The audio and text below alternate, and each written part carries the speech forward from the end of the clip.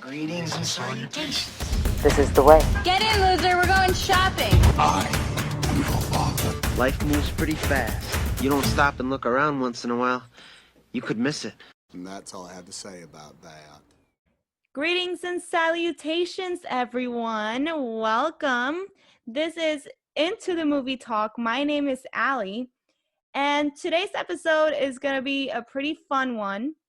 I actually have a guest with me today, and his name is Jonathan. Welcome, Jonathan. Oh, thank you for inviting me. Yeah, he does have a podcast, by the way. His podcast is actually called Hung Up on Theme Parks. How about you talk to us for a little bit about what it's about? Oh, yeah. Very shortly, my podcast, like you said, is called Hung Up on Theme Parks, where nerds talk about all things theme park related in the Orlando area.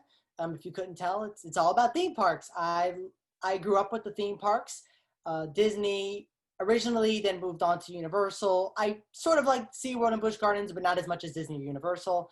But our podcast basically talks all about that. Rides, shows, events such as Halloween Horror Nights that I heavily focus my podcast on, especially during the fall season, the Halloween season. And yeah, if I'm guessing if you're listening to this podcast, you also have some sort of relation to theme parks, considering that Allie's YouTube has a lot of theme park content on there.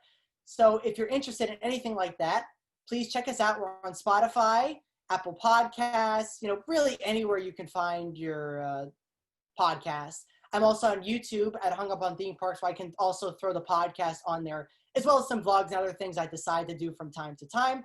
And in addition, one more thing, I also talk a little bit about movies, strangely enough, where I created a series with my good friend Christy from Orlando Decoded. You can find her at orlandodecoded.com. Her blog is amazing, everything about Orlando. But anyways, we're doing a series called We're Bad Horror Fans, where we watch horror movies for the first time and give our reviews on them, talk about what we liked, what we didn't like, and if they were actually scary.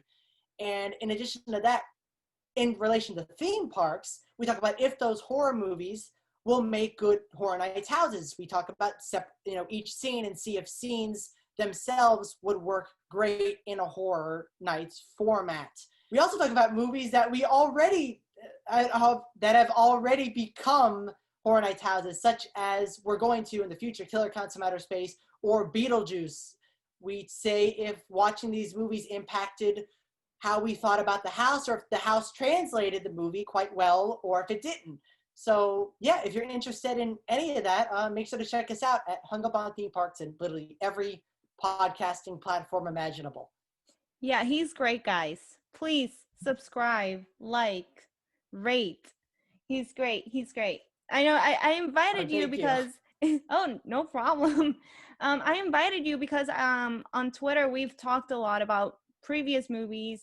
So I'm like, you know what? Let me invite him because I feel like this is going to be a really interesting podcast, because today we're actually going to talk about Wonder Woman 1984. So before anything, if you guys have not seen this movie, get out of here and watch it, because it's on HBO Max. So it's, you can watch it in your house and also movie theaters, because this is a big one. This is a really fun one.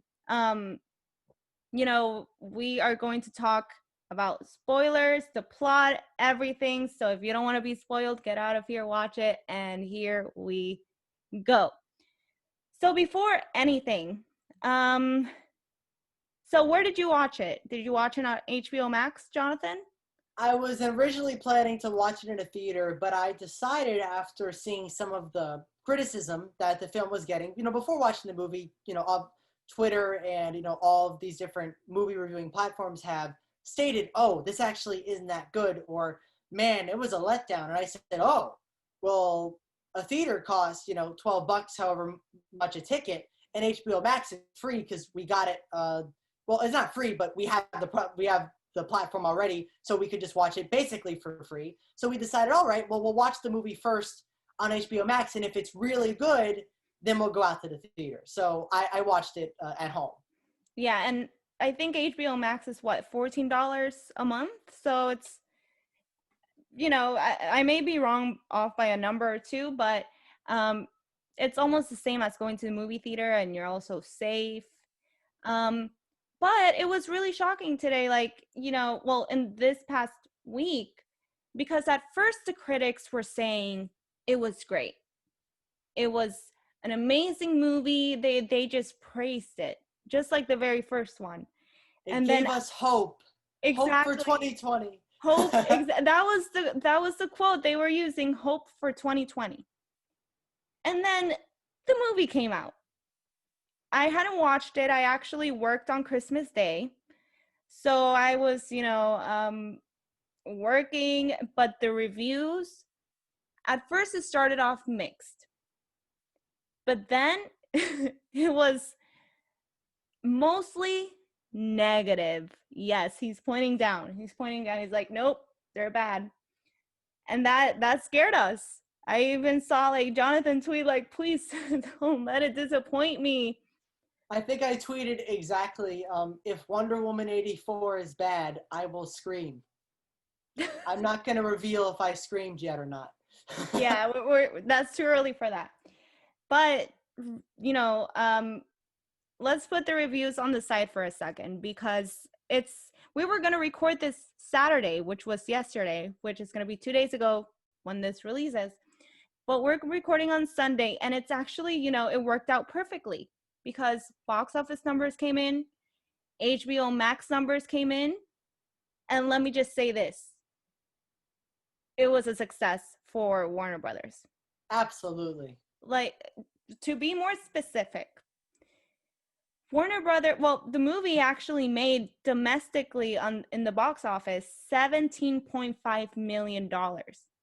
And I have my notes here from 5 days ago. It was expected to make 10 million. Going from 10 million to 17.5 is ridiculously great for them. It made more than half its projected amount. Exactly. So, which is incredible. I wasn't expecting it, especially in Christmas Day. Like, man, Christmas weekend. So it worked out for them. And not just that, that is not the only success that they had. Almost half of the HBO Max subscribers watched the movie on Christmas Day, the same day that it came out. That's amazing. Oh, yeah. I know it's a tradition for a lot of families, especially families who don't celebrate Christmas, to go to a theater because that's one of the rare things that are open on Christmas Day. And so I guess HBO Max has almost become the theater in a sense, in a strange way. Yeah, and I don't know if you guys heard my last podcast, but everyone was mad. Like, all directors were mad at HBO Max. And let me tell you something, Warner Brothers proved them wrong. They were like, people are going to watch, just hold on and see. I don't know the number of subscribers that they have or how much they increased, at least this week or the last month. But still, having almost half of its subscribers on the very first day, it's ridiculously well. The fact that it showed that the box office does not suffer from HBO Max, I think the best consequence of this situation. And that directors now will be more inclined to want to put their movies on streaming services, at least for right now, at least for the pandemic. I'm not sure if this will last or not, but that's a whole different conversation. They'll be more inclined to put it on streaming because they know that, if you put it in the theaters, as shown with Tenet, you're not going to make as much money as you would. Even Wonder Woman didn't make as much money as it should have in normal circumstances. Right. But when you separate that, when you put the movie in the theater and in HBO Max, you almost double your profits. Mm-hmm. I'm not sure how much money HBO Max made because I don't think they disclosed that. But it obviously was a lot. It was a lot of money. And so I'm guessing they probably doubled the profits they were supposed to make if they just put it out in the theater. Yeah. And it's good when it's Sunday, guys. Today's Sunday. 3 days after its release, they already said they're going to make a Wonder Woman 3. Yep. It was fast-tracked with Yep. Patty Jenkins as the director. Patty Jenkins is back. Gal Gadot obviously is back. It hasn't been a week. It's greenlit. It's fast-tracked. It's happening. That's how good the numbers were. Which is funny because I heard a lot of people saying, you know, after like the first day that Wonder Woman came out, they said, oh, Patty Jenkins, she's done. She's done. She doesn't know. She doesn't understand Wonder Woman. She doesn't understand these movies. This has been a failure. There's no way they're going to make another one with her in it at least. And the numbers, even if the movie, you know, we're going to talk about it later, wasn't a critical success, it made money. It made lots of money. And what do studios care the most about? They care the most about money. And so that's one reason that Patty Jenkins is on for next year, I'm guessing. And another reason is we were talking about a little bit before the podcast, is that Gal Gadot has stated, I think I'm saying her name right, I'm sorry if I'm not, that she won't do the next movie, she won't do Wonder Woman 3 if Patty isn't a part of it. And so they're almost glued together in Warner Brothers. Even if they wanted to get rid of her, I don't think they had a choice in the matter. Nope. She's like, either Patty Jenkins is in or I'm out. And I mean, Patty Jenkins, we're going to get more into the movie later, like in just a little bit. But I think she proved herself after the first one. Like, I think, you know, regardless of this one, I think she got the first one perfect. If anything, she can learn from this. We're going to talk about what went wrong in this one that are, you know what, it's fixable. This, like, all of these problems are fixable for the next one. Yep. And there's nothing so long lasting that no matter what you do, it will be tarnished, it will be ruined. Sort of like a Star Wars scenario, you know, recent movies, yeah, you can yell at me, but like Last Jedi, the third movie, no matter your opinions on it, was suffered because they had to basically backtrack. They had to go back on everything The Last Jedi set up. And because of that, the third one was not a box office failure, even though it should have made a lot more than it did. But it was a critical failure. And even fans of the movie said, why was this whole movie just fixing everything in the last one? This movie, no matter what, you know, our opinions are on it, it didn't have any of those consequences. There's nothing that, like you said, can't be fixed. And it won't ruin the next movie because of it. Yeah, like this has zero effect on what's coming next. So that's why I'm not mad that she's coming back. Even though, you know, yeah. I recognize that there were plenty of flaws here. But I'm happy she's back. And I'm happy because at the end of the day, Gal Gadot and Patty Jenkins have like this really good chemistry when they're working together. They're gonna do a Cleopatra movie like together. So I am happy. But let's put that all aside and let's get to what we think. Because that's what you guys are here for, what we think. But you guys needed to know all of that. Like, you know, we can't look at the negatives all the time. This is pretty great for Wonder Woman. This is pretty great for Warner Brothers. This is actually pretty great for movie theaters. And I'm happy. I think that's what makes me the happiest. Like movie theaters, even though they're taking all necessary precaution, which means limiting capacity, and people don't want to go to a movie theater because they don't feel safe, at least this helps them a little bit. Absolutely, because no matter your thoughts on whether they're safe or not, you know, that's obviously all based on preference, personal preference, if you feel comfortable in them or not. The bottom line is you don't want them to die because once everything goes back to normal, you want to be able to go inside of a movie theater. You want the option, even if maybe you prefer streaming.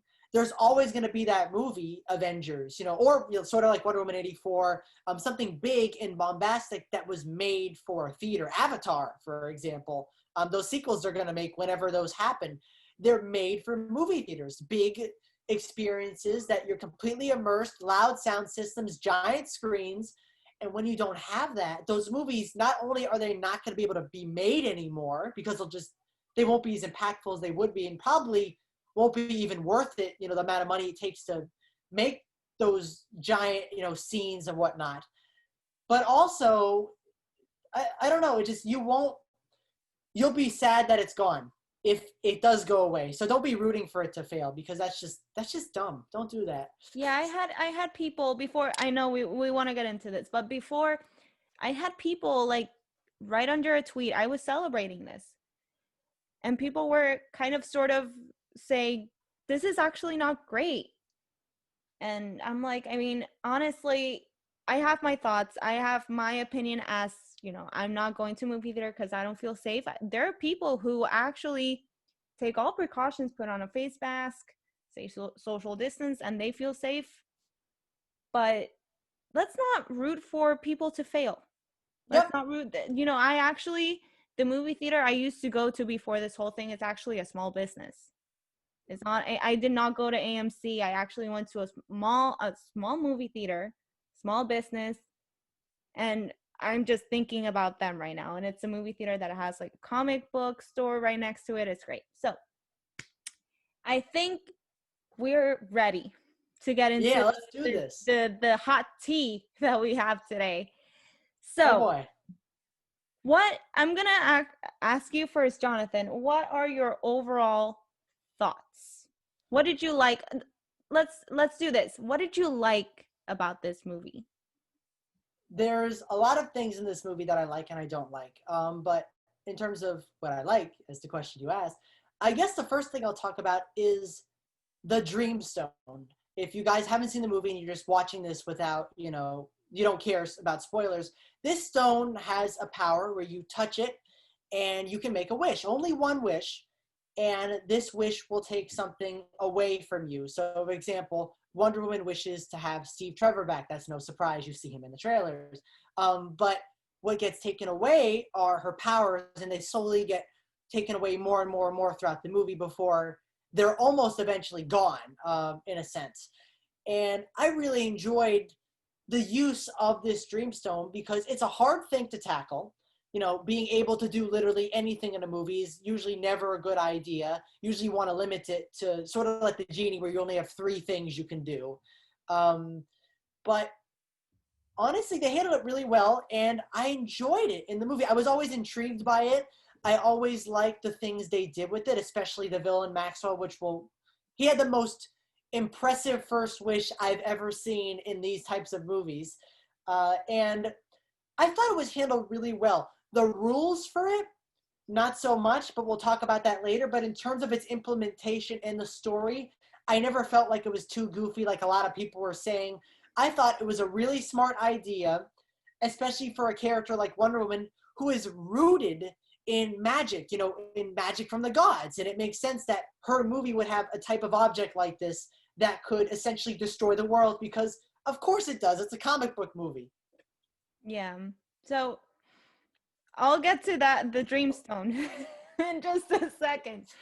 But I think what I liked about this movie was, obviously Gal Gadot. She's Wonder Woman. She was born to be Wonder Woman. Are you kidding me?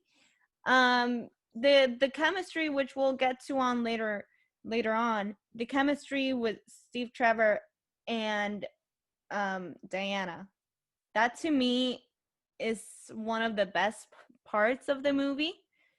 And I also wonder if that's because I'm going to interject 1 second. I wonder if that's because it was already established in Wonder Woman 1 that they didn't have to do much in this one to get you to believe that they were connected with each other, because since they already set it up, they didn't have to deal with all that. They could sort of just jump right into whatever they were doing and you totally believe it. Yeah. And I just also like how they're a team, like how they're. Oh yeah. But okay, we'll get to that. Because if you let me talk, I'll be like I'll get deep into it. And another thing I loved is weird. I mean, not weirdly, but I find it weird that people didn't like it. Kristen Wiig. I loved her here because I love seeing her in a different, because I love SNL. I love Bridesmaids. It's actually one of my favorite comedies. So seeing her like be a villain here, I love that. The Dreamstone, I think I would say I liked it halfway through the movie, not the beginning. Oh. So let's get into the things I don't like. Oh, that's what. Hold up 1 second. I have a couple more pros. Before we dive in, because we're gonna dive into a lot of negative stuff with this movie, sadly. But I think one of my favorite things from the movie is the villain. I loved Pedro Pascal's performance of Maxwell. Heck yeah. He was entertaining.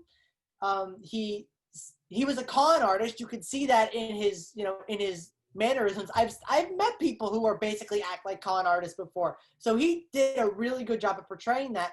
But that's not what I was most impressed with. I was impressed with the emotion he put into the role and the layers this con artist had.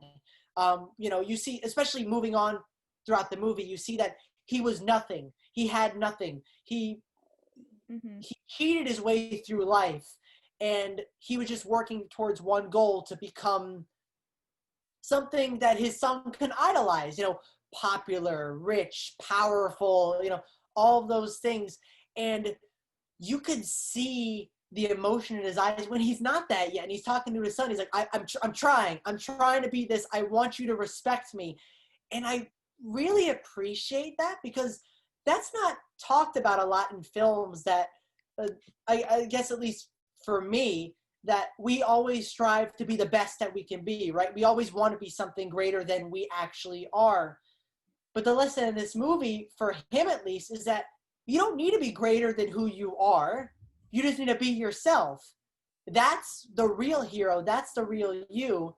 And I really respected that. I don't see a lot of that. At least I don't remember a lot of those scenes in other movies. So I appreciate that they used him to express that theme. So I loved him as the villain. I second that. I feel like anything Pedro Pascal is in, I love. I don't know why. He's great. I love you. I don't know if you're ever gonna watch this or hear this, but okay. But yeah, let's get into the sad truth. Starting with the Dreamstone. I know, like, I like the fact that you said that you like, it's a tricky way to not make it seem it's hard to not make it seem goofy. I remember the first time, and then it's funny because I was watching it with my dad a third time, and he said the same thing that I thought the very first time. I remember saying, wait a minute. This is all about a wish and a stone? And then that's what I thought. I'm like, okay, I'm going to give it a chance. This is goofy. This is like terrible. So like the first half, I was hating the idea of the Dreamstone. I hated it. And then I was watching it with my dad, and he said the same thing. He's like, this is all about a stone that makes wishes, like a genie in a bottle. And then I'm like, yeah, but you gotta wait. And he's like, and he literally just rolled his eyes. Like, he was like, this. But I mean, I don't know, because he just finished it. I'll ask him about it later. So I think I hated that at the very, like, it just, like, in a way it seemed lazy. But then I thought about it more, and it's like, this is trying to get Maxwell Lord to be Maxwell Lord. Yeah, so that was one thing. I think it was a brilliant idea, because my favorite part about the original Wonder Woman movie wasn't the action. A lot of it was the characters, but it mostly was the themes it had before Ares destroyed it all. I hated that part. But anyways, it was the themes. And so this wishing stone, as goofy as it is, and the characters make sure to let the audience know that they know it's stupid. They know it's goofy. They wish on it because as a joke. Or like, oh, you know what? Let's just see if this works. It's not going to, because it's a stupid rock. Then it happens to work. But I like that this directly plays in with themes of cheating, and you have to earn what you have. You can't just skip, you can't go from A to Z immediately. And that stone was very easy to tie in with the theme, because what's the easiest way to cheat? Oh, just wish it. I wish I was popular. There you go, instantly. And I enjoyed that. But moving on from that, in terms of the Dreamstone itself, what I talked about in terms of its rules were funky because it kept changing. The first rule was that if you use the Dreamstone, you take away, or something is taken away that is your most precious. They make sure to say this, and even Steve talks about how, oh, your powers are your most precious thing. So they state it. So this isn't just like a throwaway line. So I said, okay, what's most precious to Maxwell Lord? His son. That isn't even a question. His son is most precious, but instead the consequence is him almost dying or his health deteriorating. And I'm like, that's not most precious. What? I don't get that at all. And a lot of times when people make wishes, they don't have consequences. Like the kid made a wish, right? The kid made a wish that that his father achieved greatness, right? He achieved greatness. Nothing happened to the kid directly. Whatever it was depended on what the father did. So nothing actually happened to the kid. I'm like, I don't get it. I really don't get it. So some of the rules were very wonky. That's another thing I didn't like about it. It's the fact that the movie was never clear as to how it worked. And I feel like the very first time I was like, this is goofy, this is stupid. And then it took me a while to understand it. Like at the very end, which is why I mean, we'll get to the plot later, but that's why it wasn't clear. The script wasn't clear. They just didn't try and make us understand right away. But yeah, that's what I wanted to say. Continue. I will say that he did achieve greatness. The wish worked. If he didn't stop himself, he would have won. He would have achieved everything and not have lost at all. So in that sense, the wish did come full circle. It wasn't just a throwaway line. He would have won. So I enjoyed that. And I guess you might say that the child lost his father in terms of his father was becoming so popular and so great that he never spent any time with him. But I don't think he did to begin with. So I don't understand how that's a consequence, because he never did spend time with him. I don't understand how this works. It's clear. It's clear. They don't want to that's one thing I don't like about this movie. There's some things that they just leave it for us to think about. But this is not the way to do it. I don't know. What else? What else didn't you like about the movie? The plot. And that's a very vague thing to say, but it's true. The plot had so many things stuffed inside of it that when the emotional moments tried to hit, for instance, Steve eventually having to leave Diana and Diana having to make that choice, or the ending scene where it's this big dramatic moment you're supposed to feel for Wonder Woman, you're supposed to feel for Maxwell Lord. And it's very hard to, because there was so many things thrown into this plot at once that you didn't get enough time with any of the characters. Even Maxwell. You have Cheetah, who seemed like she was thrown in the movie by accident. Not by accident, but by force, that the studio said, we need Cheetah because she's a villain that everyone recognizes from Wonder Woman, and not because she actually had an important part of the story. They just needed her in there for merchandise. You have Steve Trevor, which is fine. I'm guessing that was the original point of the movie. You have Maxwell Lord. You have a bunch of wishes from tons of people around the world. You have all, humanity reacting to the wishes.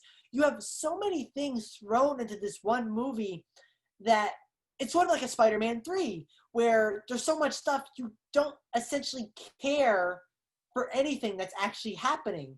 Because I saw myself watching scenes that I was supposed to feel things, and I said, wow, I'm not feeling anything. This is making me sad. I'm not feeling anything from this scene.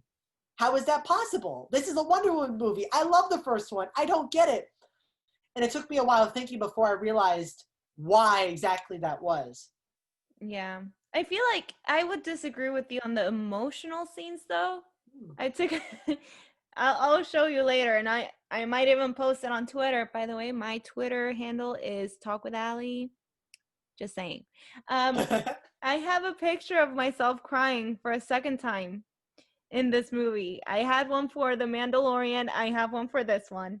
I feel like the only scenes that got me were, you know, anything with, well, not anything, but two specific scenes with Diana and Steve Trevor. The jet scene and his leaving? Yes. Those got to me. The and jet maybe scene, I will admit, the jet scene did hit for me, but probably not in the way that most people are expecting. yeah, In no, that yeah. I've always wanted an invisible jet in Wonder Woman. And I thought it was too stupid for them to accomplish, especially since in the first one they never even touched it. So I said, okay, they're never going to do it. I pushed it to the back of my head because I didn't want to get disappointed. Mm-hmm. And so the minute it started setting up and he got in the jet, I'm like, all right, he's getting in a jet. And then all of a sudden one was like, I have this power to make things invisible. I'm like, oh my God. And then it actually happened and I jumped up from my couch. I'm like, yes, God dang it. They did it. It was such a happy moment for me. And that was the emotion right there. It wasn't really the Steve stuff afterwards. It was actually getting the jet. I really, really enjoyed it, even though it was so incredibly stupid at the same time. But we didn't think of it. Because the scene was great. And like, I feel like I love how we're supposed to be talking about stuff we don't like, but here we are. I know, right? Yeah. Whoops. But you know, it, like, I feel like it's a mix of like the invisible jet, the fireworks. I love it. Like, loved it specifically when he went like higher and you could see the colors in the clouds. I was like, oh man. And it was like emotional because then you also get to think like, man, like Steve Trevor never got to experience like this 4th of July this way, seeing this, and he's like seeing everything, which throughout the movie He never got to fly. He never got to fly with Wonder Woman in his jet or in his in his plane. Mm-hmm. And that's like his one thing. Like that's his main thing in life is flying. So now he's finally able to not only see everything from above, this new world for him, but also he's able to fly with his loved one for the first and final time. Yep. Okay, but what's it called? And then the end. I mean, the ending. Even though we will talk about it later, there was something I did not like about the ending between Diana and Steve Trevor, but it still got to me. I still cried like a baby. And I was watching it with my sister and her boyfriend. They both looked at me and I'm like, don't look at me, I'm crying. Like there's tears in my eyes. But I feel like that works. And I wouldn't be shocked if they I'm gonna actually backtrack on that because I think one of the things that didn't work with Steve and Wonder Woman specifically was his actual introduction. Yeah. The way they introduced him was so forced. It was so awkward. The fact that like he just says his line and all of a sudden, oh, it's Steve. And the whole time I was going, what? What's going on? Who is this man? Wait, it's Steve Trevor? That doesn't make any sense. And instead of actually being emotionally impacted in the scene, Wonder Woman seeing her love in the first time in how many years, something that she never thought would be a thing, ever again. She even stated in the movie, this is the one thing that she cares about, she loves. And he's finally back, and I feel nothing because I'm just confused. They should have worked on that harder. I feel like I kind of knew it because of the trailer. Like so when I saw someone else's face, I'm like, this is how they bring him back? Him being someone else? Like I already knew before he even changed his, before he even said his line, because he was dressed that way. And I'm like, there's no way they're going to do this. And they did. Yep. The introduction, for me, it didn't work either. But I wonder if that was on purpose. Because this is in the sense a lie, right? That he's not like he's real, but he's not. He shouldn't be here. It should feel awkward. It should feel like why is this happening? And I wonder if that was the point of you not feeling anything. Like if from a directorial standpoint, if that was the message they wanted to push, that this should feel weird, this should feel awkward, it shouldn't fit right? This shouldn't be happening the way it is. I understand that. I could sort of get if that was what she was going for, but that's also me thinking way too hard into it because I took one film class. I'm like, oh, I'm gonna divulge into the inner thinkings of the director. Like, well, no, it's probably just a badly filmed scene. Yeah, I think it was badly filmed, and if that was their intention, it's not gonna hit with people, like with the audience. Mm-hmm. It's not gonna, at least us, like we get deep into thinking about this stuff, but like people, which is like the majority of the people, go to the movie theater and they're gonna be like, that's it, like this is how you do it. But yeah, the ending, we'll get to the ending, but the emotional part of it though, the emotional part of like Diana and Steve Trevor, like saying goodbye to each other, that worked for a lot of people, but we'll get to why I didn't like it later on. But so let's get into the actual plot. So if you guys haven't seen it, which I really hope all of you have seen it, it's on HBO Max, guys. It's the same price as a movie theater, like come on. So anyways, so pretty much what this movie is about is it's more of staying true to yourself and never taking the Easy short. Yeah. So they bring in this dreamstone, right? Because after a mall heist, and they find this stone that they stole. The FBI went into Diana's work, that's where they introduce Barbara Minerva. Mm-hmm. And they're like, can you study this? The FBI wants you to study this. And she studies it. It's okay. If you guys haven't seen it, this is going to sound stupid. It's a stone. It's called the Dreamstone, where you make a wish and it comes true. That's it. Yep. You hold it, you say, I wish for coffee, you get coffee in your hand the next 5 seconds. That's it. Diana makes her wish. She wants Steve Trevor to come back. Then Maxwell Lord is actually interested in that stone, right?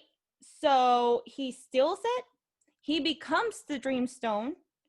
The smartest first wish you could ever make with these types of movies. I agree with that. That is genius. Especially for Maxwell Lord, for his character, that was genius to have him be like the Dreamstone. It makes him a threat rather than the object, mm-hmm. which is very, very important for this type of villain that doesn't have any physical strength. All he has is his mind and his wit. And the fact that now he has these powers, he's sort of like a Lex Luthor in a sense that now you should be afraid of him now. Like, he might not be able to beat you in a fist fight, but he'll be able to think his way out of situations. Exactly. So not even, it took Wonder Woman to like not take him down, but to stop him like 2 hours and 30 minutes, right? Yep. They found a way, but he did it. And so this was his way to take control over everything and to take control over everyone. Give everyone their wish, as Jonathan said earlier, give everyone their wish, but you got to do something for me, or there's consequences to that wish. That is the long story short of what's happening. Then the ending, we'll talk about the ending later. We'll explain it later. What are your thoughts on the plot? And you can get deep into this now. Yep. Oh, my thoughts on the plot itself. Yeah. Okay. So yeah, like I said before, too much stuff, and it didn't. I don't think it flowed well for me, because there was too much stuff. That was just a big problem for me. I didn't have a particular problem with the stone itself. Mm-hmm. If there was stupid stuff, but it was a good movie, I would have 100% overlooked the stupid stuff. But obviously, it's hard to overlook when everything else is not as good or not as shiny. I feel like the film being set in the 80s was dumb, and not in terms of it not playing any part in the story really whatsoever. It was just that setting, even though they tried to make the first scene is literally like 80s, like they go into the Starcourt Mall, literally the Starcourt Mall from Stranger Things. I'm pretty sure it's the same exact mall. They dressed up differently, and they have these 80s arcade machines, and everyone's dressed up all colorful and 80s, and it's this beautiful mall scene. But the 80s doesn't continue throughout the rest of the story, and I'm going, what? Why was this set in the 80s? It was marketing. That's why it was set in the 80s. Yeah. It wasn't because Patty Jenkins thought this was an important plot point, like World War One. No, it's just 80s because it sells toys. And you could colors, even, yeah. the 80s was like a lot of stuff happened in the 80s. They could have at least used like a historical event. You know, I was like, maybe the Cold War. But even then, they just mentioned Russia for like 2 seconds. They're going to nuke us. And because we have nukes more than anyone now, and they saw that as a threat. So that's it. So yeah, that was though, really disappointing. Yeah, like they could have actually, you know, I love the fact that they used historical events for the first Wonder Woman.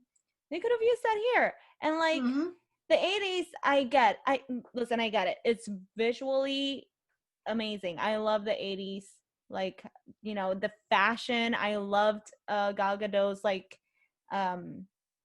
outfits, you know, but it didn't do anything for it, as you said.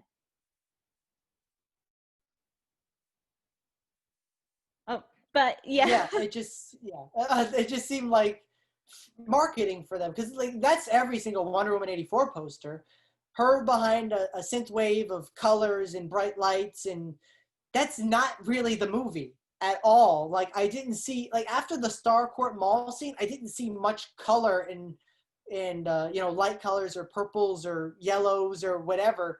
I didn't see much of that after the Starcourt Mall scene. So I'm like, why are you pushing this if that's obviously not the tone of the movie? And like, you know, like I said before, money. This is, you know, everyone loves Stranger Things. Let's do it. Especially since this was supposed to come out. When was this supposed to come out? In like the summer, I think? So it was supposed to come out first before anything, December 2019. Then it got pushed to the summer. Wow. And then it got pushed to October, November, December. See, and that makes so much sense because that's close to, I think, Stranger Things season 3's premiere. Yeah, because we had the house for Halloween Horror Nights. Haha, Halloween Horror Nights, what's up? But yeah, that was the year they had Halloween Horror Nights, Stranger Things. So that was the year that it was supposed to be released. Then they pushed it. So they were piggybacking on it. I think they did reshoots. I think that's why. Like they did small reshoots. But what my problem is with this movie is, I remember while I was watching it the first time, I was actually watching it on my computer. I was 40 minutes in, and literally nothing big has happened yet. Super slow movie. Even though I did enjoy, you know, the introductions, I did enjoy, I mean, in a way I was entertained by it, but at the same time I'm like, how has it been 40 minutes and I still haven't seen like an action scene? I haven't seen, even though that's what Patty Jenkins wanted to do. Patty Jenkins wanted to be like, I want it to be less actiony. But I'm like, this is a superhero movie. You have Wonder Woman. How can it be, you know, how can you take out action from it? You know what I mean? Well, I'm gonna give a little counterpoint here. Is that I agree with you, but not for that reason. I don't think the lack of action scenes was a problem, because I mean it did have it had the mall scene, you know, so that was its Yeah. big action scene in the beginning. And then it like you said, it stalls after that. But my problem isn't that there's a lack of action, because usually I like that more when you can dive more into the characters rather than having to worry about what 100 things are blowing up around them. But it was that the things that were involving the characters, the plot lines that they were introducing, weren't particularly entertaining. I mean, they were interesting, but nothing kept me interested enough to not want to look at my phone. And that's the problem. It's not the lack of action, which I understand why you think that, Yeah. but it's more of the lack of entertainment, I guess is a better way to put it. I mean, it's so for me, it's that like part of it is action, but also it's, I mean, I wouldn't say that either. I wouldn't say like it wasn't entertaining. Like I was actually entertained with Cheetah's introduction, Maxwell Lord's introduction, and everything. But I was like, how have we not gotten to like the actual problem yet? We're 40 minutes in. Like It's all set up. exactly, like this you know, I think 40 minutes in, either I don't know if it was the party scene, I don't remember what it was, but I think we literally just got Steve Trevor, or we were about to. I'll double check after. But I that's one thing. That was one thing. Then, as we mentioned earlier, there were a lot of stuff that were not explained very well throughout the movie. Mm-hmm. Like And you sort of covered with The Rock. exactly, like The Rock, I finally understood it at the end, and it wasn't supposed to be like a this is how it works, surprise kind of thing at the end. You were like, they made it in order for us to understand it throughout the movie, but it didn't work. No. They didn't explain. And even the rules they established, if you think about it for 5 seconds, they don't make sense. Yeah. So those are, I mean, for the plot itself, those are the problems I have. Again, sometimes the script fell off. Like, I don't know, the acting, I feel like they I don't know, they picked random actors sometimes and the acting was terrible. That's like low key something that it annoyed me, but I don't know. But yes, so we already talked about Diana and Steve Trevor. We were supposed to talk about that after, but we got through it because they're just great together. They're amazing. Their chemistry is great. We had to like get it out of the way before anything. So let's talk about Maxwell Lord. Yes. I mean, I feel like you summed it up pretty well. But you can go ahead and elaborate on what you said before. Well, to elaborate, like, not only is the theme itself of like, you need to be yourself, stop trying to be something you're not, you know, you don't need to be powerful and have all the money and have, you know, be popular in order to be loved, in a sense. I mean, that also sort of is Cheetah's arc in a way, or you know, she goes down the wrong path, but that's Cheetah's arc, where she didn't need to be sexy or strong or be exactly like Diana. She just needed to be Barbara. And when she decided to continue going on the path of having all these powers and getting everything she always wanted, she lost who she really was. And that's also another, you know, strong theme. It's basically the same theme we had with Maxwell. Just be yourself. That's the best thing you can be. And so I love that. But also just once again, like his performance, captivating. Whenever he was on the screen, I was completely focused and entertained. Pedro Pascal was amazing, even with not a mask on. He was amazing.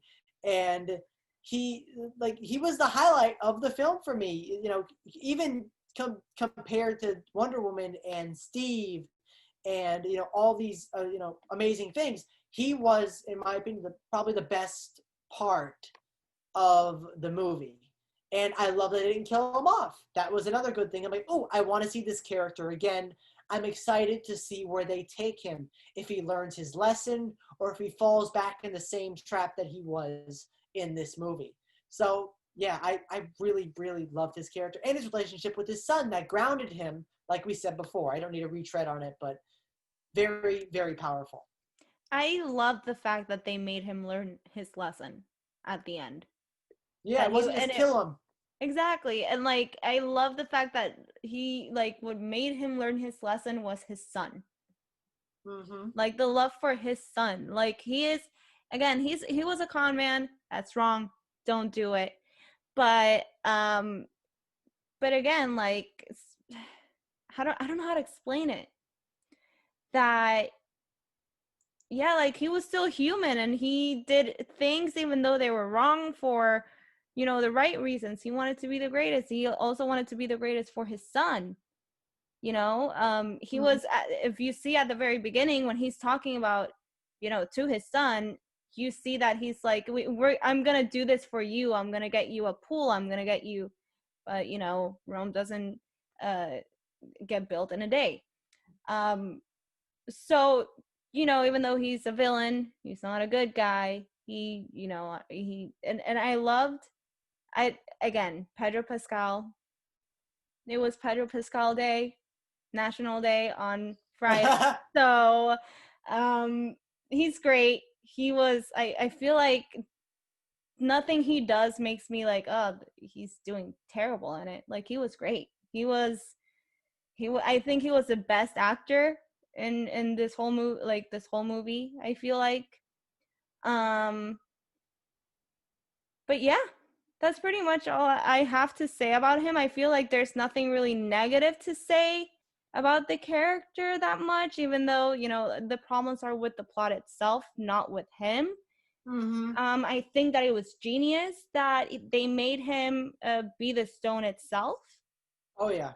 That was because, you know, if you read the comics, like you're trying to figure out how they were gonna, you know, do his character, and they finally did it this way.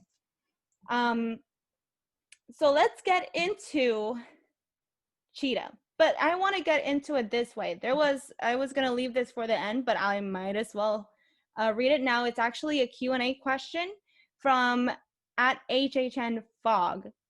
Thank you for the question, by the way. So he wrote, personally, I saw Barbara's development into a villain too fast-paced, similar to that of Electro in Amazing Spider-Man 2. Do you believe her character's fast-paced turn to selfishness and evil was justified? If not, how would you have wanted it done?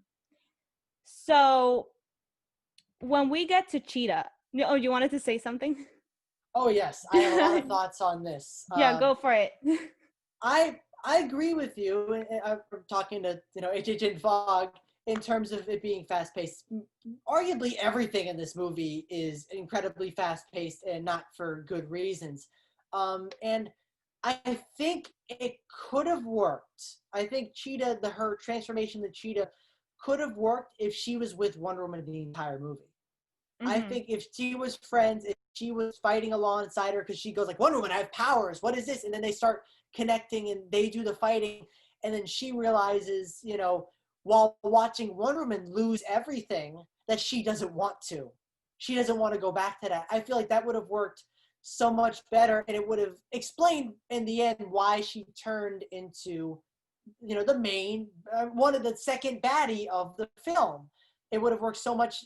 It would have flowed a lot better. The fact that you sort of skip scenes, like you have a lot of scenes of Barbara and then it skips like a quarter of the movie and then you go back to Barbara and she's like, you know what? I'm evil now. I'm like, no, that's not going to cut it for me. I'm like, she has some scenes of development, but not enough for me to really respect her as one of Wonder Woman's biggest villains of all time.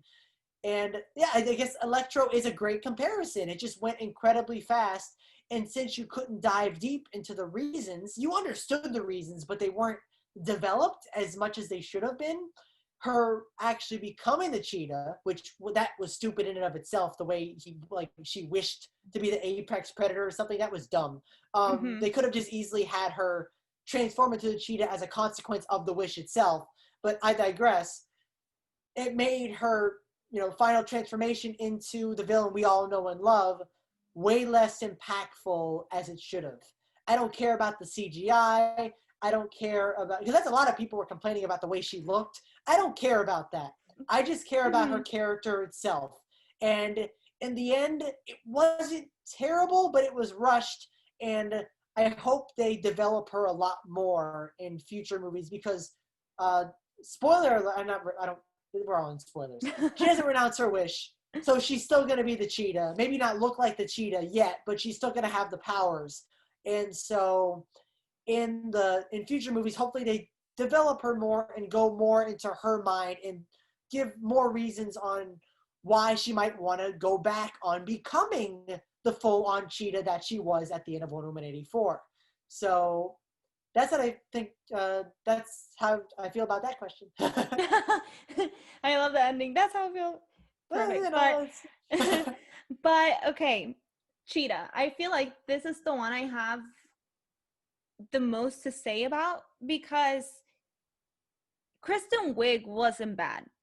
If anything, she had my favorite scene in the whole movie was actually when she was pushing off the guy.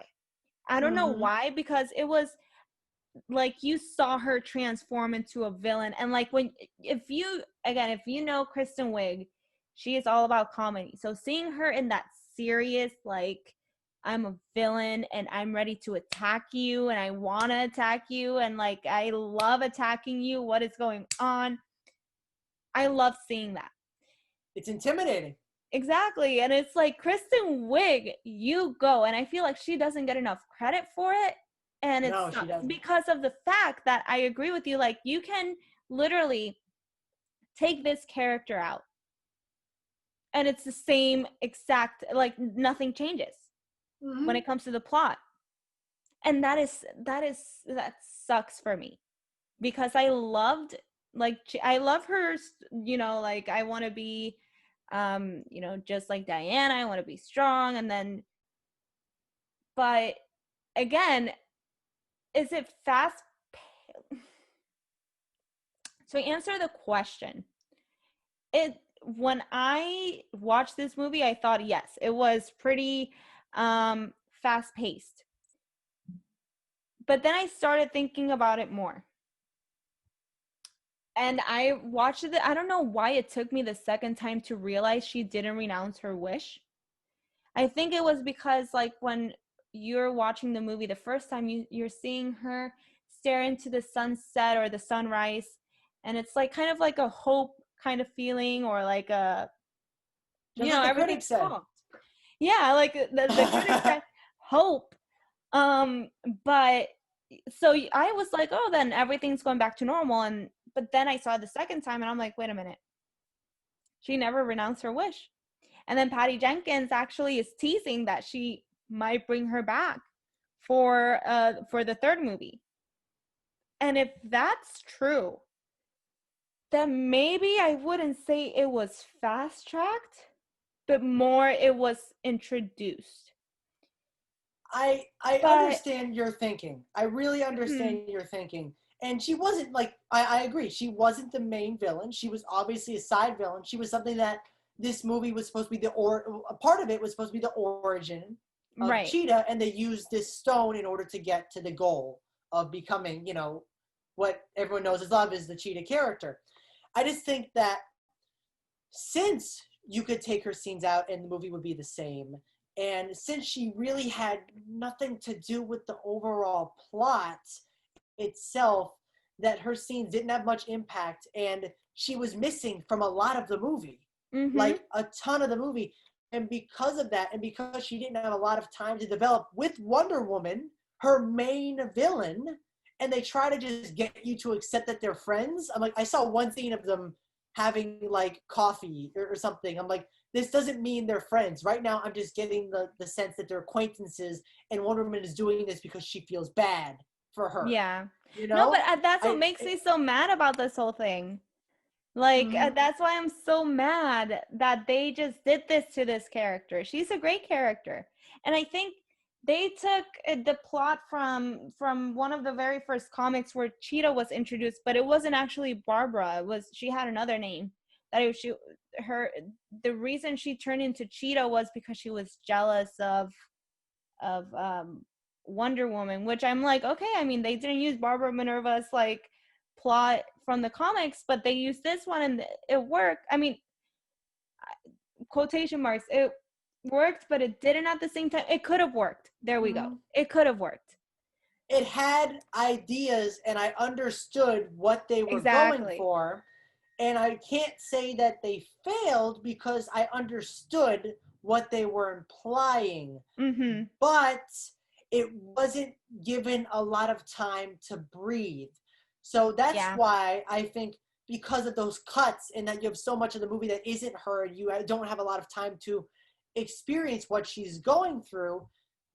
I guess there's different definitions of what you think is like rushed or, you know, like fast paced. Yeah. Where it technically wasn't like paced fast, because every scene with her was slow, but it was cut so much that you felt you missed so much of her story that it's almost like blips. So I guess that way you could sort of say fast paced, where you're traveling through her story incredibly quickly and you're missing parts. And that's why it's almost like teleporting from one area to another. Yeah, pretty much. But this frustrates me because I think this was the character that I was looking forward to the most. And Kristen they failed Wiig, me. She was great. What she had, and you know what the directors gave her, whatever, you know, the script gave her, she did a wonderful job. She really pulled it off for all the haters who didn't think a comedian could, or mainly a comedian could pull off such a, you know, evil character, such a intimidating character. She did, and she played the role beautifully. I just wish that she had more time, and I hope that in the next one she will. I feel like this whole, as we said before, this is a learning lesson for Patty Jenkins. So, I mean, again, it kind of sucks that people are not really talking about Kristen Wiig's performance because of the fact that the character was so flawed when it came to developing her character. But I just hope that Patty Jenkins brings Kristen Wiig back and actually fixes like and you know, I mean, they can't really fix what was done. You know, they can just improve it and make us forget that this happened. Fast tracked. Yeah. So that is, I actually would love to talk about like how you responded in saying that that people overlook the performance because of the way the character was portrayed. I think you could arguably say the same thing for Gal Gadot in this movie in terms of her main conflict. Yeah. What's her main conflict in this movie? Her main conflict is that she knows that Steve Trevor's going to have to go. She knows that, but she doesn't want him to go. She wants to hold on to him. The story never made me feel like she really did want to hold on to him. Like, she usually just, like, whenever that conversation came up, she shut it down real quick. Like, there was no way to actually talk through it or think it through or think about her thought process. And in the end, when she says to Steve, I don't want to let you go. I'm not going to let you go. Steve says, like, I already did, or like, I already let myself go. And I'm like, I should be feeling something here, but I never got to dive deep into what Wonder Woman was, her thoughts on letting Steve go or saving the world. You know, she had two choices. We never got to really dive into that. And because of it, a lot of the things from the movie itself, like Cheetah telling Wonder Woman, like, oh, you won't let him go, or you're popular and you're you know, whatever, didn't hit as well because I didn't really feel that. Yeah. She wasn't really explored. Her performance is amazing. You know, a lot of her scenes are great, but in terms of the main conflict she has in the story, it doesn't really hit. So you can honestly say the same thing about Kristen Wiig as you can say about Gal Gadot, but everyone looks over Gal Gadot because she was in the first Wonder Woman, and she was great in the first Wonder Woman, and she's great here, but they overlook it because she was so good in the first movie. And Kristen Wiig has a lot more to prove herself. I don't get why people are overlooking that major fact that the main conflict was not handled well at all. I mean, she kind of sort of, when you're saying like, what's it called, that she said, like, no, like, this is out of the question, let's not do this yet. It's because, like, she explains it later. She says, you know, I work hard every day and this and that, and this is the one thing I want, and I don't want to take it away from, like, she kind of in a way explains it. I feel it's more like that. It's more explaining rather than showing with, like, you know, a like lot of acting and emotion, maybe. acting and emotion. Because Gal Gadot, once again, she does a fantastic performance, especially when Steve goes. You could feel like, I couldn't feel it, but you could see the heartbreak in her eyes. But everything before that, I don't know, they didn't flesh it out enough. And Okay. I feel like if they fleshed it out more, like the scenes you're saying, you know, whatever, it's almost telling the audience rather than showing the audience. Right. You know what I mean? Because someone dealing with this, you know, you would see them almost break down, almost completely, you know, having to face this choice, you know, face this terrible choice, and this is what she always wanted, and she knows she's gonna have to give it away. And she keeps, you know, pushing it down deep inside herself, but you know it'd be breaking her. But I never really saw that until the end. And by that point, you know, it's over. You know it's over. So why should I care as much as I, you know, the movie wanted me to? I think, okay, the reason why it hit hard for me, though, is because maybe you see it that way, but the way I saw it was, I got used to them being a team and connecting, and I think they got used to each other. So that's why when she was like, I don't, you're not, like, losing you is not an option, like, period. So I think that's why for me it hit harder, because I was like finally enjoying like what it should be, like what the perfect couple looks like, and what, you know, a couple should be a team and should. So let's actually start getting into the ending. So since we're talking about that already, there's one thing I noticed about this one scene, which I cried, I not once, but twice. It was it was emotional scene, heartbreaking scene when Trevor says that. But I was talking to you before the podcast, and I told you this, and something I don't think anyone has mentioned before. This is the very so the both endings from Wonder Woman 27, the year that released in 2017, and now, both endings had the very same formula. So it, you know, Steve Trevor says, in the first movie, I gotta go save the world. Like, I can save today, but you can save whatever. And then this time, he does the same thing. He's like, you gotta do the right thing, Diana. I gotta go. And then both times she's like, no, or well, she's not listening in the first scene, but it's still heartbreaking. He leaves, or she leaves, and then she's like struggling. She's in pain. She, you know, becomes stronger. She flies. She flies in this one. And then Which is a very good scene, by the way. I enjoyed that they set it up. You know, Steve Trevor was telling her about flight and how it works, and it's a feeling. You know, you just gotta feel it and, you know, accept it. And that's essentially what she was doing. She was accepting Steve Trevor's death. She was finally free of the ball and chain that was around her ankle all her life since World War One. And now she's finally free of him in her heart, and she could finally go out and soar and essentially be on air. She's herself now. She isn't tied to anyone else. And I really enjoyed that, you know, that metaphor in a sense for her flying. Yes. But Oh, you can continue. It's fine. That's about it for that. But I will say that was impactful for me. That really hit for me. And yeah, I think that's all I got to say about that. I mean, I love that so much, especially like right after, and then she's just like kind of feeling it, and she's smiling to herself. I love that. I love that. But it's, again, it's the same formula. Then she goes, she stops the villain, then she has this one speech, and then it's, you know, either the villain gets destroyed, or in this case it was different, like Maxwell Lord was like, oh crap, my son, I renounce my wish. Like, it felt literally like the same ending to me. Oh, it Only is. it was 1984.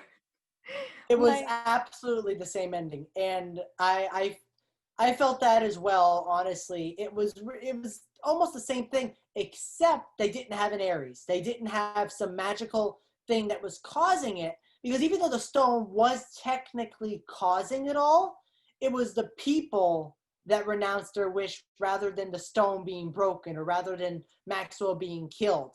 It was yeah. them solving the problem rather than Wonder Woman solving it for them, and that really impacted me a lot more than probably the first movie's ending. Funny enough, this movie had a way better ending than the first movie, in a sense. But you're right, a lot of it is the same thing, the same formula, and I Yeah. don't know why they did that. To be I don't completely know how honest, it got approved. I don't know how they did not read the script and say, "Didn't this happen in the first movie? Didn't this? Isn't this how it got resolved in the first movie?" it Can you had to get be a Patty Jenkins going. She recently talked about the studio making her add the big Ares battle in at the end. This could be her going, you know what? This is my ending, just with a different character. No big battle, no big. They're just gonna renounce their wish, and it's gonna be the people. This is how I wanted the first movie, as like an act Mhm. of defiance.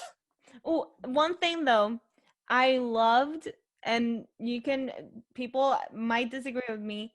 I loved the fight between Wonder Woman and Cheetah. I loved it. Oh yeah, That was this, badass, I feel like. I But yeah. mhm. The CGI, like everyone's saying, is bad. It's bad CGI, but I usually expect that from these types of movies. You know, it's very rarely you get a Thanos or a Rocket Raccoon. You usually get these terrible CGI monster type creatures. And Cheetah, while she looked pretty bad, I guess considering, how far CGI has gotten, her movements were so fluid and strong, and she acted like a cheetah, and Wonder Woman was being destroyed by her. This metal that all of man, like there's another subplot with, I think what was her name? What was the other woman's name? Which one? The Linda Carter woman. Yeah. Oh my God, I said it before the podcast. All right. That one. I'll tell That you. one, whoever Linda Carter played. And this metal that was man could not break, she just ripped through it. She's ripping through this metal, and it's just epic moment. Wonder Woman takes off her wings, and it's just awesome fight scene. And I really, really enjoyed it because I felt scared for Wonder Woman, because Cheetah showed that she is about as powerful as a fully powered up Wonder Woman. And that makes me excited for movies in the future where she's hopefully going to be the main threat, which she should be. So I really enjoyed that scene just from the fluidity of the movements alone. Yeah. I'm trying to, and one thing while I keep looking this up, um, the CG, when it comes to the CGI, when they did the close up, it wasn't as bad as I thought it was going to be. No. Like when they did the face close up, I was like, that's actually pretty good. But the fighting scene reminded me of Cats. But I mean, I'm not complaining that much about the CGI. I am a little bit mad about her color changes. I don't know if it's just because of the lighting, but it looked like she was more gray rather than like a cheetah, with the spots and I'm like, no, I want that version. I don't want this. I want like the super comic accurate, like Mm-hmm. cheetah, like looks like a cheetah rather than another breed of cheetah. I want the original cheetah colors, which they hinted at throughout the entire movie with Wonder Woman's heels in the beginning. Certain uh, uh, rugs that Maxwell had in his office, so certain things, all around that were colored like a normal cheetah. And so when she finally becomes Cheetah, I'm like, all right, they were hinting towards this. Here we go. Great character. What? Like, why did you do this? I think it was, I mean, honestly, I think the reason they did that was because of the CGI. I feel like they would have said, oh no, this is bad. Let's make it as dark as possible. Like, That's what I'm thinking too. yeah, I mean, I thought of it. I literally thought of that. And then I'm like, well, what if they did it? What if they did it like colorful, like Nah, that would have been bad. I feel like that would have been. So I think Worse this was than Cats? Yeah, probably worse.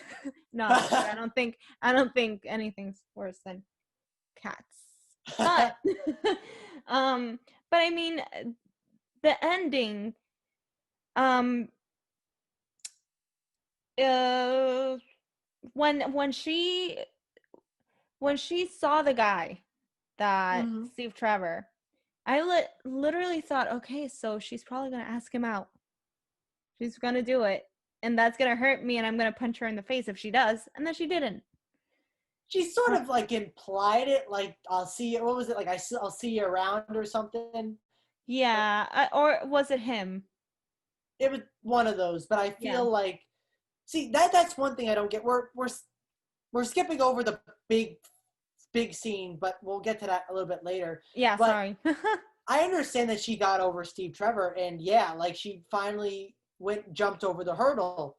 But the minute you see the man that was playing Steve Trevor, I'd freak. You know what I mean? I'd be like, whoa, no, not again, not again. I just got over you, and I would not be able to like. She kept composure. She was laughing and smiling. I'm like, I don't care how powerful you are. There's no way anyone will be able to do that after dealing with that experience you just dealt with. Have it be a different guy, and that was a nice guy. Don't be this happens to be the same exact person Steve Trevor was inhabiting. I wonder what happened to his life. Did he just like die for like 3 days and then come back alive? Oh, okay, what happened? But anyways, I don't know why they picked him, because I understand the significance of it, the symbolism that she's finally getting over him, but there's no way she'd be able to react that way towards basically who was playing her lover the entire movie. Now, here's one question which I might feel dumb for not realizing, or either that or the movie did a terrible job at. Did the guy, so Steve Trevor, did he look like the guy the entire time, but she only Yes. saw him as him? Wonder Woman said that, like, you know, you look like someone to everyone else, but all I can see is you, because her heart is strong and she knows that's Steve Trevor. And so for the sake of the audience, we see Chris Pine played as him, even though everyone else sees him as a random guy, which creates another question. Like, why did the soul decide to take this random guy's life away and turn him into Steve Trevor? What happened to this guy? Like, why would you do that? Why didn't you just bring him back? Like, just normally? Why did it have to be some random stranger? No one would recognize Steve Trevor because, you know, he was back in World War I. No one knows who Steve Trevor was. So I don't understand the problem why they had to create take another man loophole. Yeah, like what happened to him? Like, I want to see his story of waking up. Like, whoa, you know. Can you imagine? Oh my god. That's cruel, movie. Oh my goodness. Well, that's okay. So it was kind of. I know she said like, oh, like yeah, but all I see is you. I remember that clearly, but then I was like, but does she actually just see him that way? Does everyone see? But okay, thank you for letting me know, because I was kind of feeling dumb about it. I was like, Well, once again, it's implied because she probably still physically sees them as the man, but her heart sees him as Chris Pine. Exactly. So it's just for the sake of the audience and for the sake of paying Chris Pine to help market the film.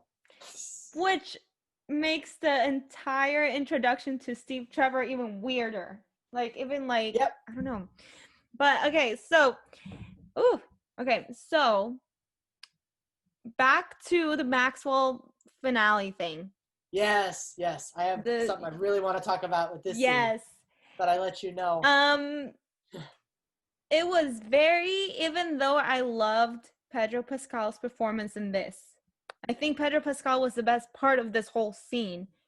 At the very same time, it felt very anticlimactic for me. I could see that. Like, I don't know if it was like the fact that there was, I don't think it was the fact that there was like barely any action in it, or I don't know what it was, but I'm like, it just felt. Can I take a guess? Can I take a guess? Yeah, go for it. Everyone in the world besides Cheetah happened to renounce their wish. Like they all decided it was good. There was not one person in the world that decided to keep it besides Cheetah, as far as we know. That might be part of it. That is the dumbest thing I've ever heard.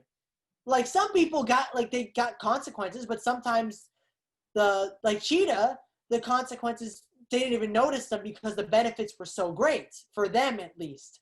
And so a lot of people would probably go, no, I want to keep this. Why would I want to renounce my wish? Happens, everyone in the entire world goes, I renounce my wish. It's all okay. It's all better. The nukes decide to disappear, which creates a whole nother problem that America and Russia or whoever else was firing nukes still saw the nukes in the air, so they know whoever fired them had intent. So they would just get other nukes that didn't come from the wish and fire again, like because they know they want to fire them. So that's another problem. Like if they didn't erase their memory, they completely just the nukes disappeared, which creates a whole nother plot hole. How does that work? It's like everything came in a big, solved up, wrapped in a big bow. And the conflict itself wasn't even that impactful because it was played mostly for comedy. Some guy, I wish for a farm, but all I happened to all these cows were on this random plot of land. How silly is this? I'm like, this isn't a consequence, this is humor. Like, Wonder Woman was so impactful, the first one, because the consequences were real consequences. You saw Wonder Woman see people in the war get their limbs taken off and, bullet wounds and die and death and destruction, and the consequences were real. The consequences were funny. Like I felt nothing. So when it actually wrapped up and everyone renounced their wish, I didn't care. The only person I cared for was Maxwell. I wanted him to succeed. But everyone else, the actual big world-ending phenomenon, didn't feel world-ending. I just felt I agree with everything you just said. Because I literally felt like that ending, even though it was better than the first movie, it felt lazy. It felt lazy, like the conclusion as to how to get rid of the Dreamstone. It's just like they were like, okay, so let's just have everyone renounce their wish. Period. Like I get Maxwell doing it. I don't get everyone else. Maybe, you know what would have been better? If he just did it himself, because he is the Dreamstone after all, and end it all. Yep. Or he could have, used the most ultimate wish, almost all of his power, almost killed himself, and said, you know what? I wish for all of the wishes that have been made on this Dreamstone to be disappeared, to be renounced. And that would have solved everything, almost killing him. And, with all of that power, sort of like Thanos or Iron Man with the Infinity Gauntlet. You're not only just wishing for one thing, you're wishing for everyone's thing. And that almost killed. I feel like that would have been impactful. And I also think Gal Gadot's performance in this was not good, in this scene particularly, because she didn't seem like she had a lot of emotion at all. It looked like she was looking at a TV screen, which arguably was the point. But still, it was so flat, and she just said the lines. I didn't feel like she felt what she was saying was true. And I have an opinion. One more thing before I. You're fine. Is that what if she had to get rid of Steve Trevor there? And so you feel the emotion, or she had to make the choice, therefore encouraging Maxwell to make the choice, or therefore, producing emotion in that scene itself. Right. And so that was the main conflict, that it wasn't Maxwell in particular, even though it was, but it was her ending her conflict, the main conflict of the movie, which was Steve Trevor and Wonder Woman. So, talking about that, I think the one time in the whole speech at the end that she, that I actually felt emotion was when she was like, I want him, paraphrasing paraphrasing, I want him back, and she was like That was crying, good. and then she was like, but he's gone. And that, like, that, I feel like that made the whole speech good, even though the rest I just didn't feel like, it was but oh no. Okay. It should have But been full on emotion. I heavily think it should have been. That's how she's expressing the emotions of everyone, not just stating them, expressing them to everyone. So the entire time she should have been in that state of distraught rather than, I mean, she's Wonder Woman, she's powerful, but man, emotions get to her. They yeah. really get to her, and that would have been the perfect finale. I think in my eyes, that's what would have wrapped it all in a nice little bow. Yeah. But I think like that one, like that specific line, I feel like that made it for me. Weirdly. Like, because I she get was that. like, yeah, like she was like, yes, like I want him more than anything, but he's gone. And like the tear, I feel like also the tear, I like that got to me too. But overall, the scene to me was like a 50-50. 50-50. Okay. Like, again, like everything we have said about like how they could have done that differently, and for it to actually, we literally came up with it in 2 seconds. In 2 seconds, like 2 other solutions that would have made more sense. Yep. But they didn't. I don't know how they, how they were just like, okay, sure, let's go along with it. Fine. I mean, it wouldn't shock me if this was a decision from this guy, Joss Whedon. Whedon, is that how you say it? That'd be funny if it was Joss Whedon. No, it was Jeff Johns. Jeff Johns. Whew, that was way off, guys. I'm sorry, Jeff Johns. He has come back from Justice League to make another average movie. No, sorry. Oh my God. I don't know what's wrong with me today. I'm mixing everyone's name. I'm like not doing okay. Anyways, the point is, so the ending, well, let's just say this. My question to you is, how would you rate this movie? What rating would you give it? See, if I'm rating it from just a movie, not putting any emotions on the first one, probably a 6, like just a partially above average, a 6 or a 7, somewhere in there. Maybe a 6.5 is probably more fair. It's not something it's something I probably want to go back and watch again to see if it hits and not have, things in my mind and whatnot, and know what's coming. But I know that it's probably not going to get better, or at least not substantially better than my first viewing. And that really hurts for me, because grading it, based on my love of the first movie, a 5 or even like a 4.5, because the first movie was so good. It was so good. And the fact that this movie stooped to went to amazing to average, that big of a jump. I knew the sequel probably wasn't going to be as good as the first one. That's usually with sequels. But it had such a big jump in between that it hurt my heart, especially because there were so many scenes in here I loved, especially the post-credit scene and the invisible jet scene, that it really hurt to see one of my favorite DCEU characters get dealt with this, have to deal with, be put in this type of movie. And it like I said on Twitter, everyone has been saying that this movie's bad, garbage, disgusting, awful, worst movie ever, rating it in terms of Suicide Squad and Justice League, which let's be clear, Suicide Squad is okay. It's good. Justice League is not good. Let's be clear on that. But in the end, it's not bad.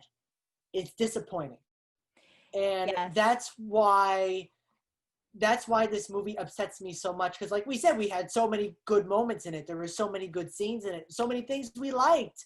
We spent a lot of this episode that was, honestly, we were planning on ranting about it for the entire episode, but we spent a lot of it talking about the good things, which I'm happy to dive into that aspect of the movie and to sort of open my brain up a little bit. This is very nice to have. But I guess that makes it even more disappointing that it had potential, and it had potential for the first movie, and it just didn't get anywhere. Yeah. I feel okay, before I give my rating, I want to say something though. This movie had zero connection to any of like Justice League, or so you can literally skip this movie. Well, up. What You're was forgetting about the magic score they use in the finale, which I'm gonna talk about a little bit. How did we Don't miss worry, that? I'm here to tell you about it, which a lot of people already know. I thought I was like first one, but no, I wasn't. There was so many other people who knew this. And apparently it was a news story like a month before the movie came out that they were going to use this score. I completely missed it. But in the scene where Maxwell is in the final scene, he's rising, he's saying, "Why should I give up my power? I'm perfect. I'm, all powerful. I can rule the world." You start hearing the notes of da da da da da da da, and you're like, "Oh my God, beautiful lie!" And they play the exact score they used from Batman versus Superman. I know everyone's favorite movie, right? They use the exact score they use in the beginning with Bruce Wayne's origin. And the reason this is so impactful, I actually had to do some digging because I forgot what the quotes of the movie were. It has been a long time since I watched it. But I'm going to read them right now. These are the quotes, the beginning of Batman versus Superman, where Bruce Wayne is saying his dialogue when this exact music is playing. "There was a time above, a time before. There were perfect things, diamond absolutes. Things fall, things on earth, and what falls is fallen. In the dream, they took me to the light. A beautiful lie." He's referring to, in terms of he's referring to the bats. They had the symbolic scene, which a lot of people didn't like, which I don't get why, where the bats were basically taking him up to heaven, taking him to the light, that's him thinking that the bat suit itself was going to solve his problems. This is going to solve his inner problems with his knowing that his parents are dead, his inner turmoil, his mental, Batman has a lot of mental problems. The fact that he dresses up as a bat is an indication of that. And so he thought this suit would solve everything and it'd be perfect. Everything would be back to normal and it'll be great. It doesn't, obviously. He has lots of problems, as that's basically the main story of Batman versus Superman, of Batman learning his humanity again. And so Maxwell's sort of in the same situation. He thought that this wishing stone, the dream stone, would solve all of his problems. And in a way it does. He has power. He has everything he always wanted, in a sense, but that didn't solve his problems inside. He's always wanting more. He's always wanting to be best. He's always wanting for his son to approve of him. And even when he gets so much power, he still thinks he's not enough. And that's something that no amount of power can fix. And so that dreamstone was essentially his bat suit, a beautiful lie. The lie seems like it's beautiful and it will solve all your problems, when in the real world, and that's for every lie in this movie, like Steve Trevor, but in the end, you have to learn to accept it yourself and learn from, not use the lie as a crutch and to grow yourself. And that was the main point of that. And I love the contrast between Maxwell and Batman in this scene particularly, and the fact that the song was just really, really darn cool. And I love hearing that song again. It was a nice, they put this in there. So I think that worked perfectly. And it was a nice reference to a movie that doesn't get a lot of love. Oops. But yeah, I really enjoyed it. And it was brilliant on a cinematic level, on a film level, on just a thinking level of the director saying, you know what, this belongs here. Mm-hmm. And exact parallel. Loved it. Absolutely loved it. Best use of music in this movie.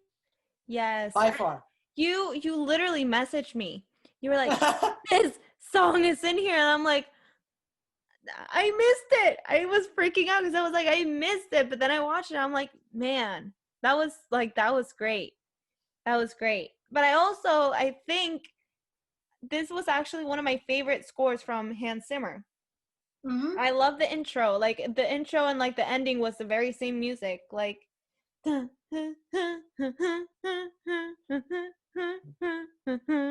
You see? Very You guys- upbeat, very cheesy, but that was sort of the point. yeah, I'm sorry guys. I like to hum. But yeah, like I actually loved it. And like I watched it for a third time today. And like the music like gave me like I don't know why. It gave me life. And then throughout the movie, like they made the score like very extra at the same time, but in a good way too. Like you notice it. You notice like, oh, the score. Oh. So I think it was one of his best works. I would argue One that of Batman versus. Okay, all right. I'd argue that Batman versus. But I know one of, but I argue that probably in the DCEU, Batman versus Superman is his best. Yeah. Which a lot of people are going to disagree with me because Batman versus Superman, bleh, all garbage, Martha. But the score is unbelievable, and that's what made it so compelling to watch in a movie theater setting. The score was bombastic, it was loud, and big sound, speakers everywhere, and so it enthralled you in the movie. It helped elevate scenes that weren't so good. So music is a very important part with all movies, and it could honestly help make or break a film depending. And if this movie didn't have the music it had, all the scenes that were sort of we're thinking later on, we're saying, you know what, that was pretty good, would probably fall flat, to be completely honest. Yeah, I honestly, music, the score can make or break the movie.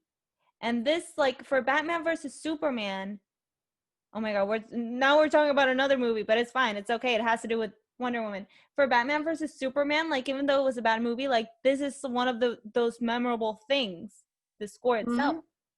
And it matched perfectly with the tone of the movie, whether you like the tone of the movie or not. And it was great. And then this movie, like he took it to, he just made it more upbeat and more, a happier tone, and I loved it. But yes, pretty much.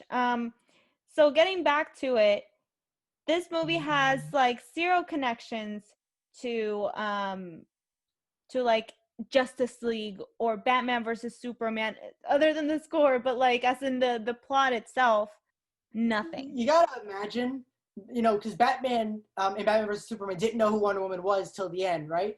You gotta imagine he's like, remember that point in time in 1984 when literally the whole world went into chaos for like a day and everyone got what they wanted? Like, remember that? Like, that I remember, like, that must have been something else. Like, I'd be a little suspicious on that particular day, Yeah. How does like one go from that day to another and then just act as if nothing happened? No, you know what? That's it's a movie, it's fiction, it's okay. Sorry. I'm thinking of it too much now. My rating for this one, so I'm gonna say this. The first impression, I would have given a 6 out of 10. When I watched it the second time, I would have given it a 7.5. Okay. It's like, it's a passing grade, but, barely at the same time. Because I enjoyed it more the second time. Because I was telling Jonathan before the podcast, at least me, when I watched this the very first time, my first impression, I was like looking at every single detail, like literally. And I've already said like all the comments I had in my head, like, what is this? That doesn't make sense. What is going on here? I don't understand. And then you get to the ending and you're like, oh, okay, well, that was terrible. And then when I watched it the second time, I went in knowing kind of sort of what was happening. And I also like kind of took my critic, glasses off, and it was really entertaining. It was really fun. I still thought like, man, like they took 40 minutes again. But you don't really think of like the Dreamstone. Like my problem with the Dreamstone itself, I already know it was, how it worked. So I didn't have a problem with it then. So I actually enjoyed it more. It's weird. I know normally it will work the opposite way. The more you watch it, the less you like it, which is my problem with Rise of Skywalker and my dad's problem with Rise of Skywalker. But that's another topic. But here worked the complete opposite. I'm actually liking it more. I wonder if that's because we don't have, at least right now, the option. Well, we do have the option, but we chose not to see this in a theater. And in a theater, everything's amplified. Everything, your thoughts, your feelings, how everything affects you. The theater is a magical experience that will never, ever be replaced. And so in a home theater, watching it from your computer or watching it from your TV, you don't really get immersed as much as you would in the theater. So you're pointing out a lot more stuff. Mm-hmm. And I'm guessing the second time you watched it, it wasn't on the computer. It was on the TV. It was on the big TV. And so therefore, you were able to get more immersed compared to the computer. So exactly. I don't think it's a sense of just how movies are in general for you. I think, I'm guessing, it's a sense of the platform you watched it on. Yeah. And like here's the thing. I was actually here because I got out of work. It was pretty late. It was Christmas Day. I was like this. I'm actually, if you can't see me, this is a podcast. I'm getting really close to the computer. I was like that. I was like, I need to see every single thing. I cannot miss anything. My eyes are open. I drank coffee that night. I remember drinking coffee that night, getting out of work. So then the next day, what I did was I turned on the TV. The TV's big. Turned off the lights. Like half of my house had all the lights off, so I could literally feel like I'm in the movie theater and it's all dark.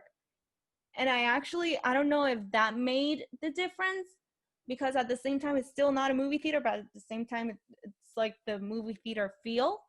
Yep. It was more, I enjoyed it more. So that goes to my question. Very last question. Do you think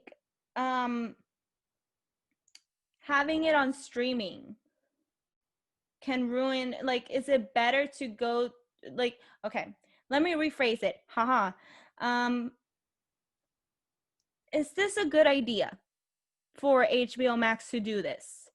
Does it ruin, so you can answer both of them in one if you want, or in two. Does it ruin the experience of the movie having it on the streaming service? Okay, so the act of having it on a streaming service doesn't impact me in any way, because I could choose both options if I wanted to. But in terms of like me watching it right now on the streaming service, is it better to watch it in a theater? Yes, because watching it on the streaming service itself, like we said before, you're not getting as immersed. Nothing's super loud, nothing's super big and visual. You're not really able to focus as much as you would in a movie theater. So it's going to impact your experience. Absolutely. That's how it's going to work. But I don't think the physical act of them having it on streaming is a problem, because, I mean, as we saw before with the box office numbers, it doesn't affect money with theaters whatsoever. And if I wanted to, I could just go to a theater and get the same experience. This time I chose to do it from HBO Max. So I don't think the act of them having on streaming service itself is a problem yet. I don't know how that will go when the pandemic's over. I think once it's over, there won't be a need to do these things on streaming services at all, unless it's like a Netflix original or something like that. But as of now, this is the perfect option, and them releasing it only in theaters you'd probably get the 16 million they got, or 16 billion, however much they made. Yeah. But they wouldn't make that sweet, sweet HBO Max money. So it's a win-win for them to release it. Yeah. Obviously it's not the same as a movie theater. But we're in a pandemic. People don't want to go to a movie theater. They don't feel safe. I've been told people, like, if you go to a movie theater, you're gonna die. Like, period. Cool. I mean, not cool. That's not cool. That's not what I mean. No, but definitely not what I mean. I always say cool after I made a point. But I think this was the best option for HBO Max, especially since this movie specifically has been pushed back so many times. I mean, it didn't beat the record for New Mutants, but it did get pushed. And if it's gonna keep getting pushed, and this is something people don't understand, if it gets pushed, if it's kept on a shelf, it loses money. Yeah. So this was their best option. Not only does it lose money, but it gets more and more irrelevant because, like we said before, the 80s was supposed to coincide with Stranger Things. That was built around that. It would have got a lot more hype. It would have gotten a lot more synergy with that property. And now that it's out of its time, I think we're still 80s, but we're not as much as we were. Yeah. It feels awkward in a sense. Like, imagine if next Agent was 80s again. You'd be like, what? We're done with 80s. We did it. Like, there's no, move on. That's what last it year. sort of felt like. Well, 2 years ago, technically, both of them. That is like so 2 years ago. But, so, yeah, think about all these movies that got pushed. A lot of them were, I'm guessing the majority of them were built around the times, built around the fads of the time. And the more they're taking out of context, the more they're pushed, the more irrelevant they will be, the more awkward people will see the movies as. And they just have to get pushed. There's no way around it. You have to release the movie. And I'm glad Warner Brothers has finally pushed the button and said, you know what? Here you go. All of our movies that we didn't get to release, you're getting them.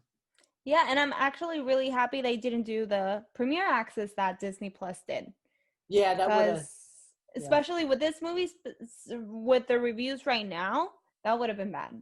That would have been terrible. But if you guys haven't seen it,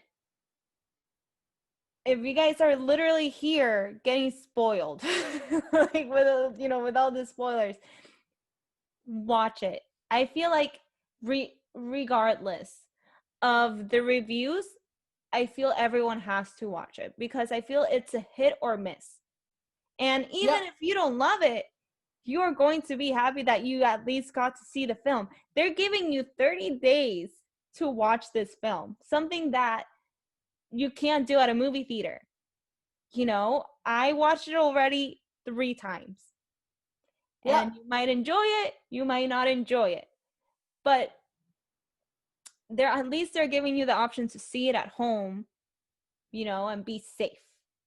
So, and in addition, HBO Max is not going to just have Wonder Woman. They're going to have literally every movie on their disposal. And I think that's a reason alone to get the service, let alone for, Wonder Woman, being on there. And this movie, like we said before, our thoughts, isn't bad.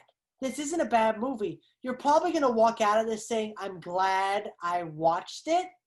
And you're not going to, I'm disappointed, but I'm still not like, man, I wish I could get those hours back that I want. No, there are parts in the movie that I really enjoyed. And I think you will too. So if you have HBO Max, or if you haven't gotten it yet, make sure to get it and check it out, because even though it's not the best thing in the world, it's 2020. We're not getting much. This is something. Exactly. And ignore the reviews. You do your thing. It's not that bad. It's not trash. I can tell you that. It's not a trashy movie. No. It's not a bad movie. It's not a horrible. It was, even though it had its flaws, it was entertaining. That I can say. Mm-hmm. But, speaking of all the movies that they're going to release next year, let's see if Dune releases it. We'll talk about it in another episode, because Dennis Villanueva, whatever his last name is being a butthead. But that is pretty much it for this podcast. Hold up. You're forgetting what the viewers really want, the best scene in the movie. We've forgotten to talk about the best scene in the movie. Which one? The post-credit scene. The post-credit scene. Oh my God. Okay, let's take a few telling minutes. you. Okay, so Cheetah was I saw originally that Cheetah, didn't renounce her wish. So the post-credit scene starts with just a woman walking down a village. I forgot where it was, but she's walking down a village. And I'm like, oh, they're going to show that Cheetah's alive and she's still powerful. And I'm like, the person grabbed the pole, and I said, yep, it's Cheetah powers. And all of a sudden it turns around, Linda effing Carter just pops out of nowhere, and I died. I'm like, oh my god. Wait, And you then thought it was Cheetah? I thought it was Cheetah because like it seemed so predictable because she had the powers and she was you didn't see her face. I'm like, yeah, they're gonna show that Cheetah's gonna come back to the next movie.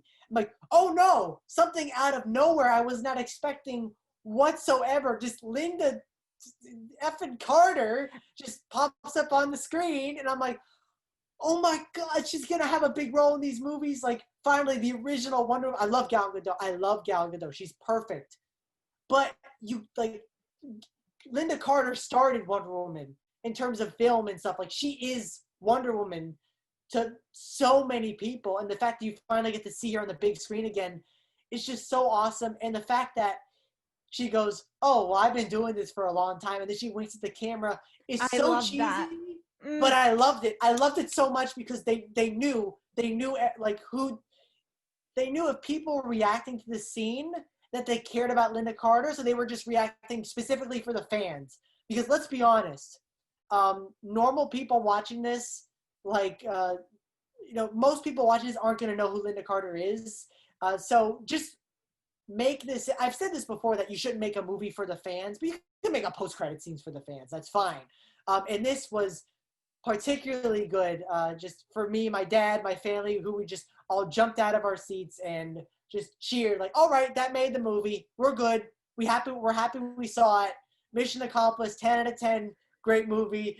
And yeah, that was I think that's my favorite post-credit scene ever. It was a really, I thought it was going to lead to maybe a future film, but I love the fact that it was just like a very positive and very like happy post-credit scene. I actually thought it was Gal Gadot when I first saw it, but then she turned around like, oh my god, I'm so happy, and I smiled by myself here. And then I love like the wink. I'm winking if you can't see me, but it was a great post-credit scene. I first missed it because I was impatient. And I skipped, like, I thought it was an end credit scene. So I skipped it. I'm like, there's no end credit scene. And then I searched it up. And then I'm like, mid-credit. Oh, and then I went back. And then I actually had to wait. And then I saw her and I was happy. And then I was like, that's it. But overall, this movie is interesting. It's it's fine. It's okay.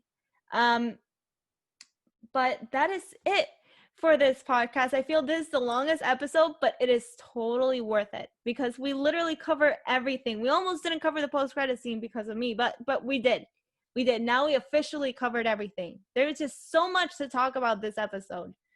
So thank you for listening. If you guys listened, thank you so much, Jonathan, for joining me. I love talking to you like through Twitter, through messages. And now we can finally talk like not just to each other, but like to everyone else listening. So thank you for joining me. Once again, thank you for inviting me on. I had such a blast. This turned out really, really, really well. I love doing it. So thank you once again. It was a blast. Of course, you are always welcomed here in this podcast. So thank you so much, everyone. Make sure to hit that subscribe button in the podcast. Make sure to rate it. Give me 5 stars. And I'll see you on the very next episode of Into the Movie Talk. I am Allie. Have an awesome possum day.